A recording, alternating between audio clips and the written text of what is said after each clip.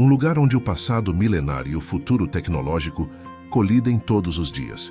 Um lugar onde deuses ainda caminham pelas ruas. Sim, a deusa Lakshmi, que é a deusa da fartura e prosperidade, se manifesta através da vaca. Onde os templos respiram história milenar ao lado de arranha-céus espelhados, e onde o aroma de especiarias milenares flutua sobre avenidas entupidas de veículos elétricos e buzinas caóticas. Hoje, quero te levar para uma viagem não apenas econômica ou histórica, mas existencial. Porque entender a Índia é como tentar entender a alma humana em sua forma mais complexa, cheia de contradições, de beleza e de caos. E se você me acompanhar até o fim desta jornada, talvez você compreenda por que o destino da Índia é cada vez mais o destino de todos nós. Em 2022, o país entrou oficialmente no grupo das 5 maiores economias do mundo. E os números não param aí. Projeções indicam que, em menos de uma década, a Índia será a 3ª maior economia do planeta, atrás apenas de 2 potências, China e Estados Unidos. Só que, diferente delas, a Índia traz consigo um trunfo raro no mundo atual: juventude. Mais da metade da população indiana tem menos de 30 anos. Em 2023, ela ultrapassou a China e se tornou o país mais populoso do mundo. Agora, tente imaginar um país onde se fala mais de 2.000 línguas, onde a matemática nasceu e o número 0 foi concebido, onde vacas andam livremente pelas calçadas de metrópoles superpovoadas, onde templos milenares convivem com laboratórios de inteligência artificial, onde Bollywood produz mais filmes por ano do que Hollywood e onde a espiritualidade se mistura com o digital, com gurus fazendo lives no Instagram e monges ensinando meditação pelo YouTube. A Índia é uma colcha de retalhos que ninguém jamais conseguiu costurar completamente. Talvez porque ela não foi feita para ser entendida, mas sentida. Dos Himalaias ao deserto do Rajastão, dos rios sagrados como o Ganges às praias ensolaradas de Goa, a Índia é, ao mesmo tempo, um paraíso e um campo de batalha. E se você acha que exagero, basta olhar para Nova Delhi. A capital, com seus 21 milhões de habitantes, é um paradoxo ambulante. De um lado, monumentos históricos como o Rashtrapati Bhavan e o Qutub Minar. De outro, a mais alta concentração de poluição atmosférica do planeta. Enquanto o metrô é moderno e eficiente, milhares de pessoas ainda vivem em favelas sem saneamento básico. É nesse contraste que mora a alma indiana. É nessa tensão que mora sua força. Agora você pode estar se perguntando: como um país com tanta pobreza, com tanta desigualdade, pode almejar ser uma superpotência? Eu te respondo com outra pergunta. E se justamente essa adversidade for o combustível? E se a Índia, por ter sido colonizada, saqueada e humilhada por séculos, tiver cultivado dentro de si uma força que os privilegiados não conhecem? Uma fome de futuro, um desejo de provar que não apenas sobreviveu, mas que pode liderar, porque o mundo está mudando. A ordem internacional está ruindo. Os Estados Unidos e a China estão presos em uma guerra fria tecnológica, econômica e ideológica. A Europa está dividida, enfraquecida. O Brasil ainda se debate em crises cíclicas e na falta de líderes confiáveis. A Rússia desafia o Ocidente com força bruta, mas enfrenta um colapso interno silencioso. E no meio desse tabuleiro instável, a Índia aparece como uma peça inesperada. Durante décadas, o país se desenvolveu lentamente, protegendo sua indústria, investindo em educação, apostando em ciência e tecnologia como pilares da soberania. Foi assim que nasceu o setor de TI indiano. Foi assim que nasceram as grandes farmacêuticas do país. E foi assim que, mesmo com todos os problemas, a Índia conseguiu manter uma trajetória de crescimento constante. Mas o salto veio nas últimas 2 décadas. Com a abertura gradual da economia, com a chegada de empresas globais, com a revolução digital, hoje a Índia é a principal fornecedora mundial de serviços de tecnologia da informação. Empresas como Infosys, Wipro e TCS dominam contratos bilionários. O país é referência global em softwares, call centers e inovação digital. E vai além. A Índia produz seus próprios insumos farmacêuticos, algo que poucos países conseguem. Desenvolve vacinas, investe em chips, em inteligência artificial, em semicondutores, em modelos próprios de linguagem como alternativa ao domínio ocidental. E se você pensa que isso é exagero, lembre-se, em 2023, a Índia foi o primeiro país do mundo a pousar com sucesso no Polo Sul da Lua. Isso mesmo, um feito inédito, realizado por um programa espacial que começou de forma quase artesanal, com peças transportadas em carroças de boi e bicicletas. Um programa que nasceu com o objetivo de servir à população, prever monções, melhorar colheitas, levar educação via satélite a regiões remotas, e que hoje compete com as maiores potências do planeta na exploração espacial. O pouso da missão Chandrayaan-3 não foi apenas um marco tecnológico, foi um símbolo, um sinal ao mundo de que a Índia não está mais atrás, está na vanguarda, e isso foi visto ao vivo por mais de 8 milhões de pessoas no YouTube, a maior audiência simultânea da história da plataforma.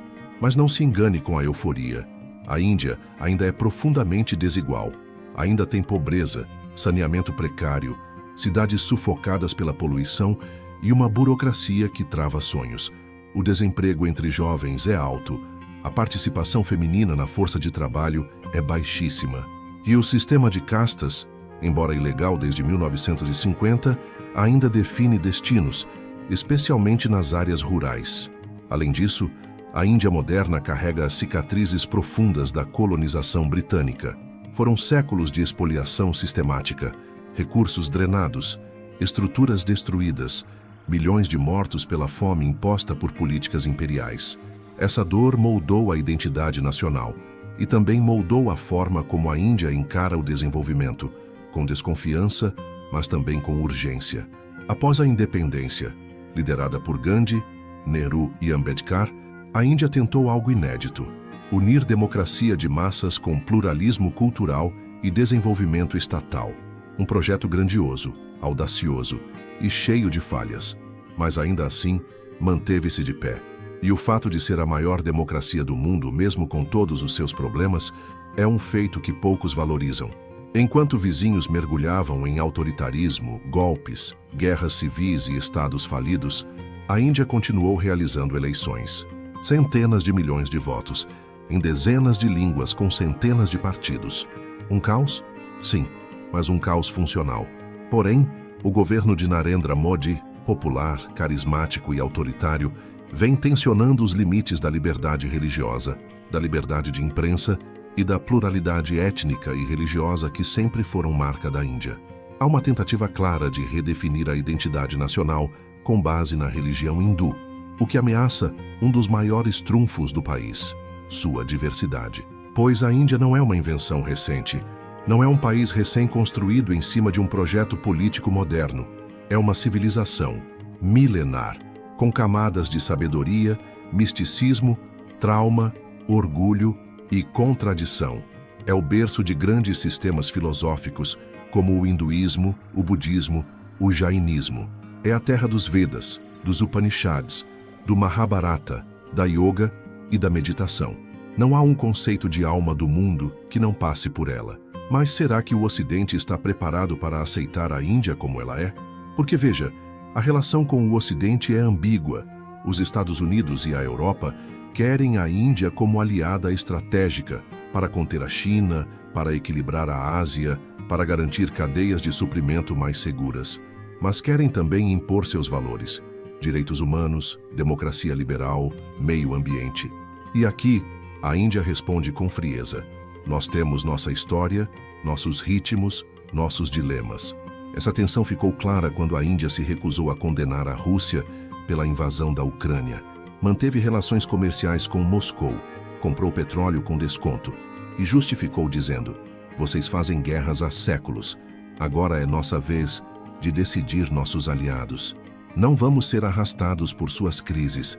O país estreitou relações com o Japão, com a Austrália, com os países do Golfo, reforçou sua liderança nos BRICS, participa do Quad, um grupo estratégico com Estados Unidos, Japão e Austrália. Mas também mantém laços com a Rússia e conversa com a China, ainda que com desconfiança. Esse é o alinhamento múltiplo da Índia, uma diplomacia pragmática, baseada nos próprios interesses. Uma Índia que não quer se alinhar com ninguém, quer liderar. A relação com a China é tão delicada quanto estratégica. Os dois países dividem uma das fronteiras mais militarizadas do mundo. Já entraram em conflitos diretos. Disputam influência em países como Sri Lanka, Nepal, Bangladesh e Myanmar. A China quer dominar a Ásia, a Índia quer equilíbrio, e mesmo assim precisam uma da outra. O comércio bilateral é gigantesco, as cadeias produtivas estão entrelaçadas, e ambos sabem, um confronto direto seria desastroso para os dois, e para o mundo. Com os Estados Unidos, a relação é igualmente ambígua. Por um lado, há aproximação, acordos militares, parcerias tecnológicas, alinhamento estratégico em fóruns globais. Por outro, há desconfiança. A Índia rejeita qualquer tentativa de submissão. Quer ser aliada, não satélite. O Brasil poderia aprender, não acham? Comentem suas ideias. Esse equilíbrio, entre se aproximar sem se submeter, é talvez a maior virtude da diplomacia indiana atual. É o que os estrategistas chamam de autonomia estratégica. Uma posição difícil, arriscada, mas extremamente inteligente. Porque em um mundo que caminha para blocos cada vez mais fechados, a Índia aposta na ponte, no meio termo, no diálogo. E é justamente isso que pode fazê-la indispensável. O mesmo vale para o espaço. Depois do sucesso da Chandrayaan-3, o programa espacial indiano está mirando mais alto. Missões para Marte, parcerias internacionais, satélites que não apenas observam, mas que influenciam, porque no século XXI, o domínio não será apenas sobre terra ou mar, será sobre dados, sobre órbitas, sobre inteligência. Agora, pare e pense comigo. O que acontece quando um país com 1,4 bilhão de habitantes, um arsenal nuclear, sim, a Índia testou sua primeira bomba nuclear em 1974. Uma das maiores forças armadas do mundo, uma indústria tecnológica em expansão e um programa espacial de ponta decide se colocar no centro da nova ordem global. A resposta é: o jogo muda, porque a ascensão da Índia não é apenas uma questão econômica ou geopolítica, é simbólica. Em um tempo onde as potências estão perdendo sua alma, sufocadas por autoritarismo, consumismo, perda de valores, desigualdade e desesperança, a Índia nos lembra de algo essencial: que uma nação pode ser forte sem ser opressiva, que pode ser complexa sem ser dividida, que pode ser espiritual sem ser obscurantista, que pode ser plural sem perder sua identidade. E talvez, no fim das contas, essa seja a maior lição que a Índia pode oferecer ao mundo. Num planeta esgotado de impérios decadentes e promessas vazias, a Índia surge como um lembrete de que o verdadeiro poder não nasce da dominação, mas da transformação, que a força de uma nação não está apenas em seu exército, em sua economia ou em seus foguetes, mas na alma de seu povo. O futuro pode muito bem estar ali, escondido entre os ruídos das buzinas de Nova Delhi, os cânticos ancestrais de Varanasi, os códigos de programação de Bangalore, os foguetes de Sriharikota, os olhos de uma criança Dalit aprendendo a escrever e o silêncio sagrado de um templo milenar. O mundo mudou e a Índia está pronta para mostrar o caminho.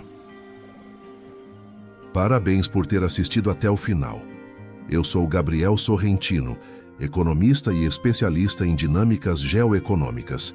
Toda semana temos 2 vídeos com conteúdos profundos, mas explicados de forma leve e fácil de entender. Então, se inscreva no canal, deixe seu like e nos ajude a espalhar esse conhecimento para mais pessoas.